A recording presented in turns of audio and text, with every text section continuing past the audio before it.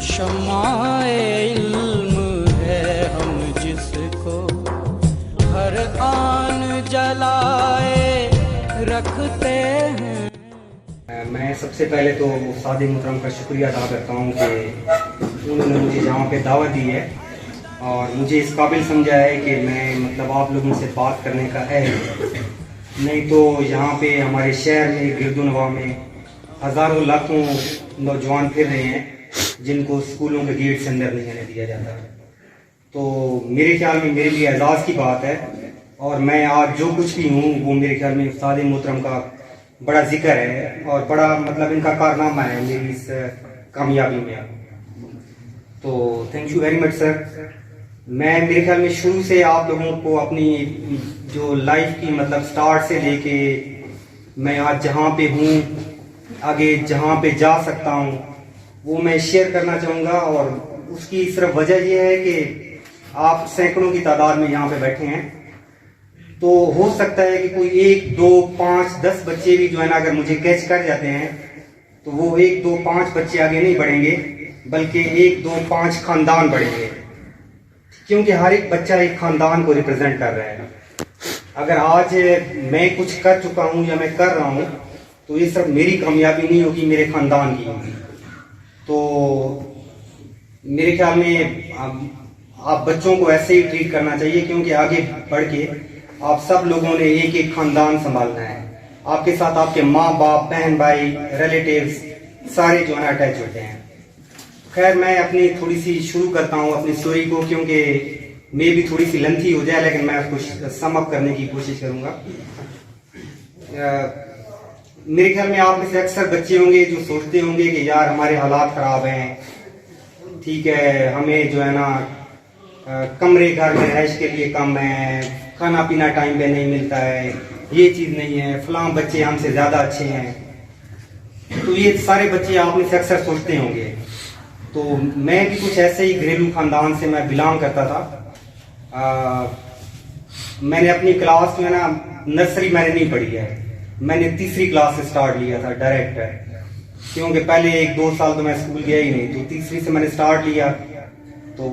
तो elementary school में पहले मैं पढ़ता रहा हूँ, जिसको मिडिल स्कूल भी आजकल कहते हैं। आगे मैं चलते चलते जब मैं 9th-10th में पहुंचा तो मतलब जिस तरह एक ट्रेंड होता है, हमें नहीं पता होता कि हमने आगे बढ़ के क्या करना है, जस्ट पढ़ाई कर रहे हैं। अब आप में से भी किसी बच्चे से पूछो कि आगे बढ़ के आपने क्या पढ़ना है, तो आप लोगों को भी नहीं पता होगा, बस कहेंगे जी मैट्रिक करनी है, FSC करनी है, कोई गोल नहीं है कि इंजीनियर बनना है, डॉक्टर बनना है। अगर इंजीनियर बनना है तो किस चीज़ में, क्योंकि काफ़ी टाइप्स हैं इंजीनियर की, वो आपको कोई पता नहीं होगा। तो ये चीज़ मिसिंग थी। तो मैंने जब मैट्रिक क्लियर की है तो मैट्रिक में मेरे 585 मार्क्स थे, लेकिन मैं इस कैलिबर का नहीं था जो मैं खुद समझता था। मैं समझता था कि भाई मैं इससे ज़्यादा नंबर ले सकता हूँ, लेकिन मेरे कुछ हेल्थ इश्यूज भी थे तो उस वजह से मेरे नंबर कम थे। तो फिर मैं उस्ताद मोहतरम के पास आया, तो इनको मैंने रिक्वेस्ट की है। मेरे हालात इस तरह नहीं थे कि मैं फीसेज अफोर्ड कर सकता, मतलब उस टाइम फीस क्या होगी, मेरे ख्याल में 100-200 रुपए थी। तो उस्ताद मोहतरम ने मुझे जो है ना मतलब इन्होंने कहा कि बेटा आप आ जाएं, आप पढ़ने वाले हैं, आप फीस की टेंशन ही ना लें, आपसे फीस हम नहीं लेंगे। तो ये इनकी आला ज़र्फ़ी है कि इन्होंने फीस के बगैर जो है ना मुझे अपने स्कूल में एडमिशन दिया और मैंने फिर यहाँ पे इनके ज़ेरे साया जो है ना अपनी फर्दर जो स्टडीज़ हैं मैट्रिक को रिपीट करने की कोशिश की। तो इन्होंने हमें मैथ और फिज़िक्स की पढ़ाई है। नीमुल्ला उस्ताद होते थे, नवाब उस्ताद होते थे, अमजद उस्ताद होते थे, सारे जो है ना इनसे मैं पढ़ा हूँ। तो 1 साल मैंने मतलब उस पर मेहनत किया और फिर मैंने उस टाइम तकरीबन मतलब जब मैट्रिक का रिजल्ट आया तो 701 नंबर मैंने लिए हैं। तो खैर उसके बाद मैंने FSC की है, मतलब उस्ताद साहबान ने मुझ पर काफ़ी मेहनत की है और हम लोग भी मुअद्दब बच्चों में आते थे, मतलब उस्तादों की काफ़ी इज्जत करते थे। आजकल के तो माशाल्लाह बच्चे हैं वो कहते हैं कि भाई हम ही बड़े हैं, उस्ताद की तरह बड़ी चीज़ें हैं। तो जब तक आप लोग उस्तादों की इज्जत एहतराम नहीं करेंगे ना आप आगे नहीं बढ़ सकते। तो FSC मैंने की, फिर मैंने BSc कर ली और उस दौरान मैंने यहाँ पे कुछ अर्सा टीचिंग भी की है, अनवर अली स्कूल में, कुछ 1-2 और जगहों पे भी। उसके बाद मेरी जॉब हो गई है यहाँ फर्टिलाइजर इंडस्ट्री में। पाक अमेरिकन फर्टिलाइजर इसका नाम था पहले, अभी एग्रीटेक है। तो मैंने वहाँ पे 1.5 साल तकरीबन जॉब की है। तो वहाँ पे कुछ एक स्टूडेंट्स आए हुए थे इंटर्नशिप करने केमिकल इंजीनियरिंग के। तो उन्होंने मुझे कहा कि भाई एक दिन वैसे ही रस्मी गपशप हो रही थी, तो मुझे एक उनमें से लड़का कहता है कि यार आप लोग जो है ना यहाँ पे रह रहे हो, तो ये फैक्ट्री सामने खड़ी है, इसमें आप लोगों का कोई इंजीनियर ही नहीं है, तो आप लोगों को मतलब शर्म का मकाम है आप लोगों के लिए कि यहाँ पे ना आपका कोई इंजीनियर है, मतलब वर्कर भी बहुत कम ही है यहाँ पे आप लोगों के, तो आप लोग पढ़ते क्यों नहीं होंगे। मैं खुद भी उस टाइम मतलब वहां पे एक वर्कर टाइप था, सुपरवाइजर मैं बन रहा था उस टाइम। तो वो चीज मुझे बड़ी क्लिक कर गई। मैंने कहा यार बात तो इसकी ठीक है, क्योंकि असल में हमारे साथ मसला ये होता है कि आज मैं आप लोगों से बात कर रहा हूँ ना, तो आप लोग समझेंगे इसको बड़ा पता है। जस्ट हमारा माइंड होता है क्रिटिसाइज करने वाला। हम लोग ये नहीं देखते कि वो क्रिटिसिज्म हमारे लिए पॉजिटिविटी क्रिएट कर रहा है या नेगेटिविटी कर रहा है। आप जब भी क्रिटिसिज्म को पॉजिटिव सेंस में लेंगे ना, तो वो आप आगे निकलेंगे। लेकिन जब आपने क्रिटिसिज्म को एज अ क्रिटिसिज्म लेना है, अपनी जो है ना हमदर्दी समेटनी है, तो फिर चीजें सेट नहीं होती हैं। तो खैर उधर से मैंने सोच लिया कि भाई मैंने इंजीनियरिंग करनी है। मैंने वहां से जॉब से रिजाइन किया। मैंने ब्यूटम्स यूनिवर्सिटी क्वेटा है, वहां पे मैंने इंजीनियरिंग में अप्लाई किया। अल्लाह का शुक्र है मेरा एडमिशन हो गया। लेकिन उस टाइम आप बिलीव नहीं करेंगे, मेरे पास यूनिवर्सिटी के फीस भरने के पैसे नहीं थे। टोटल 19,000 फीस थी यूनिवर्सिटी की, और मेरे पास 10,000 रुपए थे, 9,000 कुछ मेरे पास मिसिंग थे। तो मैंने वो भी उधार लिए हैं किसी से। मैं वहां पे चला गया। खुद आप सोचेंगे एक बंदा यहाँ से एक शहर में जा रहा है, उसकी जेब में पैसे नहीं है, उसने फीसें भी भरनी है, उसने रहना भी है, खाना पीना भी करना है, और फीस हर सेमेस्टर की देनी है। तो खैर वही कहते हैं कि जब इंसान खुद हिम्मत करता है तो अल्लाह पाक भी जो है ना उसके लिए रास्ते भी खोल देते हैं, और मतलब रास्ता बन जाता है। तो मेरे माइंड में यही था कि मैं भाई क्योंकि ट्यूशन वगैरह मैं पढ़ा सकता हूँ, तो मैं ट्यूशन पढ़ा के मैं अपने अखराजात पूरे करूंगा। तो मैंने वहाँ ट्यूशन पढ़ाना शुरू कर दी, साथ में अपनी इंजीनियरिंग स्टार्ट कर दी। तो वहाँ पे यूनिवर्सिटी में रूल था कि जो पहले सेमेस्टर में टॉप करेगा उसका अगला सेमेस्टर फ्री। तो अल्लाह का शुक्र है मैंने पहले सेमेस्टर में टॉप किया, अगला सेमेस्टर मेरा फ्री। तो दिस मीन्स मेरी फीस की जो प्रॉब्लम थी वो साल हो गई। अब मुझे फीस वगैरह पे नहीं करनी पड़ी। लेकिन अपने अखराजात होते हैं कि आप वहां पे रह रहे हैं, किराया हो गया, खाना पीना, उसके लिए मैंने कुछ एक ट्यूशन ढूंढ ली और मैं मतलब स्टार्ट हो गया ना। तो तकरीबन इंजीनियरिंग 4 साल की होती है। तो तीसरे साल में जब मैं पहुंचा तो मैं काफी बैलेंस हो चुका था, क्योंकि ट्यूशन से इतनी इनकम हो जाती थी कि बंदा अपना आराम से गुजर बसर कर सकता था।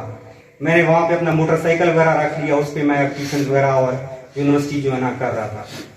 तो खैर मैंने इंजीनियरिंग की 2013 में, 2009 से 2013 में, तो उसमें मैंने पहली पोजीशन हासिल की है। तो उसमें मुझे गोल्ड मेडल मिला है। और उस टाइम जो गवर्नर थे और सीएम थे, 1-1 लाख रुपया उन्होंने मुझे इनाम भी दिया है गोल्ड मेडलिस्ट को। तो 2 लाख रुपया मुझे मतलब उधर से इनाम मिल गया है। और डिग्री मेरी टोटल मैंने पहले सेमेस्टर की फीस भरी थी जो कि 19,000 और समथिंग थी। उसके बाद मैं फौरन वापस आया, मेरी इंडस्ट्री में जॉब हो गई फैसलाबाद में। वहां पे मैंने तकरीबन 1.5 साल जॉब की है, और वहां पे मेरी 1.5 साल में 3 प्रमोशन हुई हैं। मैं ट्रेनी इंजीनियर से होके सीनियर असिस्टेंट मैनेजर तक मैं पहुंच चुका था। फिर उसी यूनिवर्सिटी में क्वेटा में सीट्स आई हैं एज अ लेक्चरर की, तो मैंने अप्लाई किया है। एनटीएस का टेस्ट था, वो मैंने टॉप किया है। डेमो था, इंटरव्यू था, और फिर मेरी वहां पे सिलेक्शन हो गई एज अ लेक्चरर। तो मैं वहां पे एज अ लेक्चरर मैंने ज्वाइन कर लिया। साथ में मैंने एमफिल में एडमिशन ले लिया उधर ही। तो मेरा 2-2.5 साल के अंदर एमएससी हो गया, और उसमें भी मैंने मतलब गोल्ड मेडल ही हासिल किया, पहली पोजीशन मेरी। तो साथ में अब मेरे माइंड में था कि क्योंकि मैं इस प्रोफेशन में हूं तो मुझे एंड तक जाना चाहिए। तो मैंने फिर पीएचडी के लिए अप्लाई किया, क्योंकि पीएचडी जो होती है उसमें आप अगर फॉरेन से करते हैं तो मिनिमम 1 करोड़ रुपया खर्चा आता है मिनिमम। क्योंकि वहां पे आपके जो अखराजात होते हैं वो बहुत ज्यादा होते हैं, आपकी जो कॉस्ट ऑफ लिविंग है। अब जहां पे मैं रह रहा था फ्रांस में, वहां पे तकरीबन 1 लाख रुपया पर मंथ मेरा रेंट था जिस रूम में मैं रह रहा था। क्योंकि वहाँ की करेंसी थोड़ी हाई है। तो मैंने स्कॉलरशिप के लिए अप्लाई करना शुरू कर दिया। तो मेरा साउथ कोरिया का भी स्कॉलरशिप हो गया, चाइना का भी हो गया और फिर फ्रांस का भी हो गया। तो मुझे जो बेहतर लगा कि मुझे फ्रांस से PhD करनी चाहिए, तो उन्होंने राउंड अबाउट मुझे 3 लाख रुपया पर मंथ ऑफर किया कि आपको हम 3 लाख रुपया पर मंथ स्कॉलरशिप या स्टाइपेंड देंगे और साथ में आपकी यूनिवर्सिटी फीस भी फ्री है, आप आए यहाँ से PhD करें। तो मैं 1 जनवरी 2019 को वहाँ पे पहुँचा हूँ।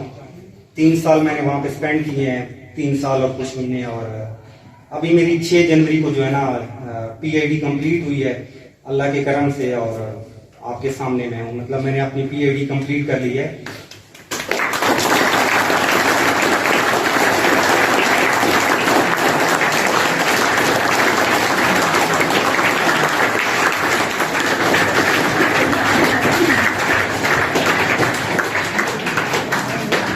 एक्चुअली मेरे यहाँ पे एक छोटी सी स्टोरी मैंने आप लोगों को बताई है। इसको बताने का मकसद ये है कि it is never too late. आप जब भी कोई काम करते हैं ना, आप अभी कहेंगे कि भाई मैट्रिक के इम्तिहान में मेरे 2 महीने रह गए, अब 2 महीनों में मैं क्या करूंगा, इतना कोर्स रहता है। तो भाई आप लोग शुरू तो करो ना, जब तक शुरू नहीं करोगे आगे कैसे बढ़ोगे? ठीक है, it is never too late. कभी भी कोई जो है ना लेट काम नहीं है। बाकी जो मैंने जिंदगी में सीखा है, मुझे तो यही पता चला है कि देखिए आप सारे बैठे हैं ना, सबके पास एक दिन होता है। ठीक है, इस बच्चे के पास भी 24 घंटे हैं दिन में, इसके पास भी। अब ये डिपेंड करता है कि वो 24 घंटे आप लोग कैसे यूटिलाइज करते हैं। ये 24 घंटों में हो सकता है एक बच्चा पूरा दिन टीवी पे बैठ के अर्तुगरुल देखता रहे। उसने अर्तुगरुल बनने की बस कोशिश करनी है। जस्ट वो आपकी हिस्ट्री है, आप उसको एज हिस्ट्री या एंटरटेनमेंट लें। लेकिन एक दूसरा बच्चा है, वो 24 घंटों में से जो है ना मेहनत करता है, स्मार्ट वर्क करता है, तो वो जो है ना डेफिनेटली वो आगे जाएगा। तो कहने का मतलब यह है कि टाइम सबके पास बराबर है। ये नहीं है कि इस बच्चे को 30 घंटे मिल रहे हैं, इसको 20 घंटे मिल रहे हैं, सबके पास बराबर है। अब ये आप पे डिपेंड करता है कि आप उन 24 घंटों को यूटिलाइज कैसे करते हैं। आप अच्छे से यूटिलाइज करेंगे तो आप डेफिनेटली आगे बढ़ेंगे। और ये एजुकेशन में मतलब एक ऐसी चीज है कि आप जितना टाइम देंगे आपको स्लोली ये चीजें रिटर्न करेगी। आज अगर मैं वहां पे मतलब यूनिवर्सिटी में मैं असिस्टेंट प्रोफेसर हूँ फिलहाल 19 में, तो अल्लाह का शुक्र है अभी मैं मतलब राउंड अबाउट 1.5 लाख के करीब मेरी सैलरी है। ठीक है, इस एज में इस इन सिचुएशन में मैंने यहाँ पे आप कह सकते हैं जब ट्यूशन मैं यहाँ पे ट्यूशन भी पढ़ाता रहा हूँ दाऊद साहब में, तो कोई बच्चा 100 रुपया देता था, कोई 50 रुपया देता था, महीने का हो सकता है 1500 रुपया मैं जमा करता रहा। तो उस टाइम भी मैंने हिम्मत नहीं हारी, आज भी मैंने हिम्मत नहीं हारी है। अब कहने का मतलब ये है कि अगर मेरी ये सैलरी है तो ये मेरे लिए है ना, आपके लिए तो नहीं है। लेकिन क्या है कि ये आपके लिए भी हो सकती है। आप लोग अभी खुद में इन्वेस्ट करेंगे तो आप लोग जो है ना मुझसे क्या मुझसे भी आगे जाएंगे।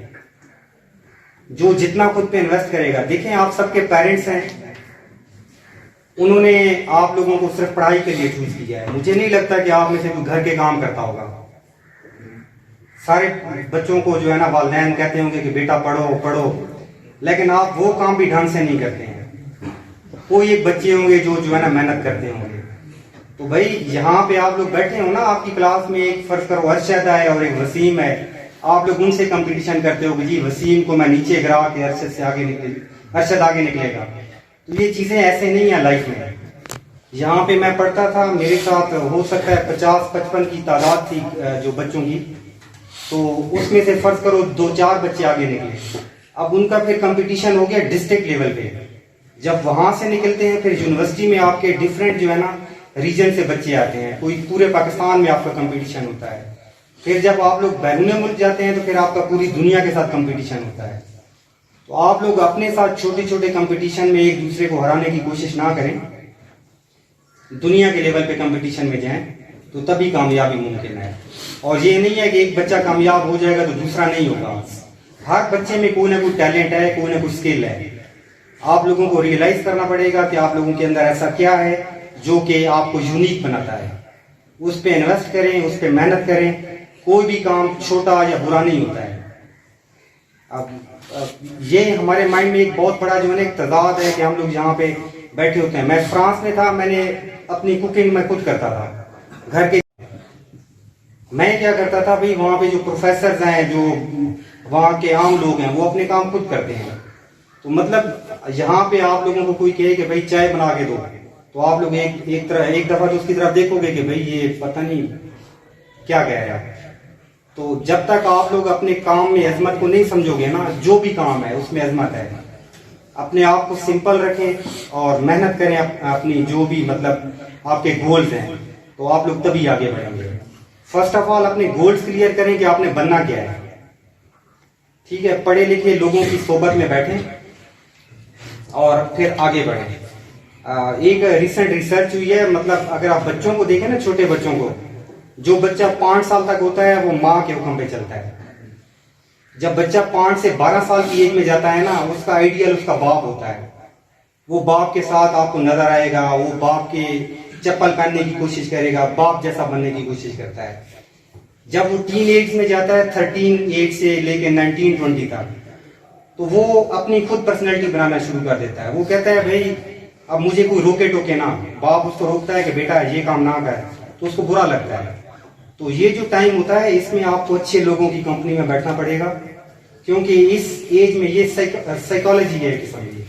जब आप अच्छे लोगों की कंपनी में बैठेंगे, वो आपको कहेंगे कि बेटा या भाई या आपके चच्चू हैं, फर्ज करो कोई एजुकेटेड हैं, कोई कजन है, उनके साथ बैठें और अपने जो लाइफ के इश्यूज हैं उनको डिस्कस करें, उनको सॉर्ट आउट करने की कोशिश करें और अपनी पर्सनैलिटी को बनाएं।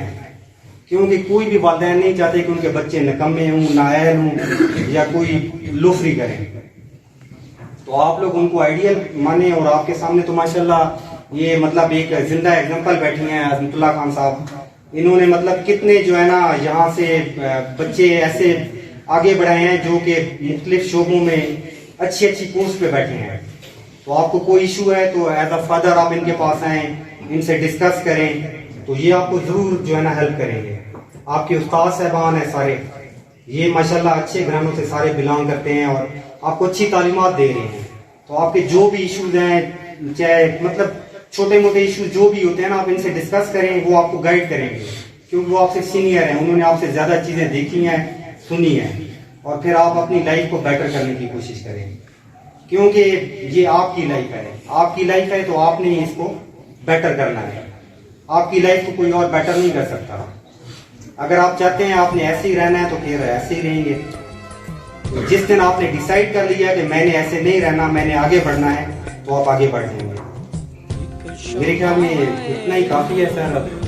इससे जो है ना हर आन जलाए रखते हैं, माथे पे सजाए रखते हैं।